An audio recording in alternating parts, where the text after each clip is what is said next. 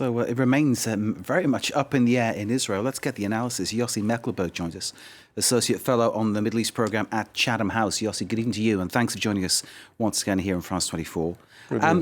Why did Gantz fail to build a coalition?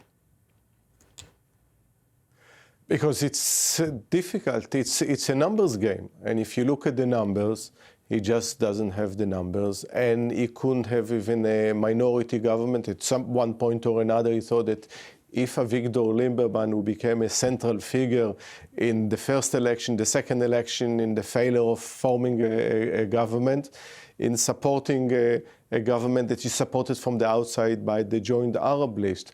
So it's somehow you need to reach 61 seats or 61 members of Knesset to support you, or enough not to bring you down, and he just didn't have the number, and the negotiation of what's known as unity government didn't work out. At the end of the day, there is a big elephant in the room, and the big elephant in the room is the issue of indictment and corruption, because Netanyahu, more than the interest of the country is on his mind, is how to avoid facing justice.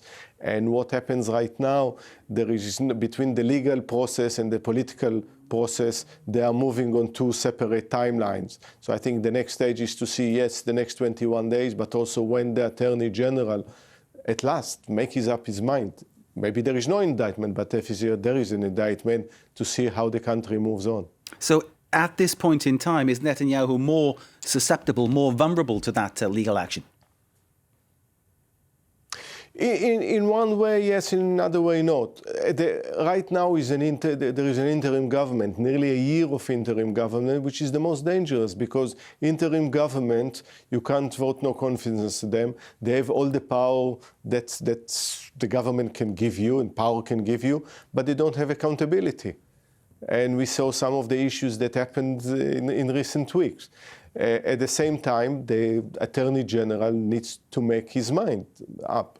You know, this is an investigation that goes on for 3 years, almost 3 years now, and he already decided that he thought that there is enough evidence. He let what usually the privileged in Israeli society have in legal proceedings to have a hearing with his legal team. But this happened roughly 2 months ago. Now it's the time to make a decision, because this really affects the political system and the expectation on different members of parties and potential members of the coalition. At the end of the day, it's really with the legal team it's with them, and they probably will make a decision in days or in a matter of weeks. I remember during the last election, that's the second Israeli election this year, sitting in this seat and talking about Avigdor Lieberman being the kingmaker. Where do we stand right now in terms of someone who can possibly become that kingmaker? He is the kingmaker, and he's enjoying it, because he decided that there is only a coalition that he wants, in which he will be also probably the second most powerful person after the prime minister, which for a party that has only 8 out of 120, that's a great position to be.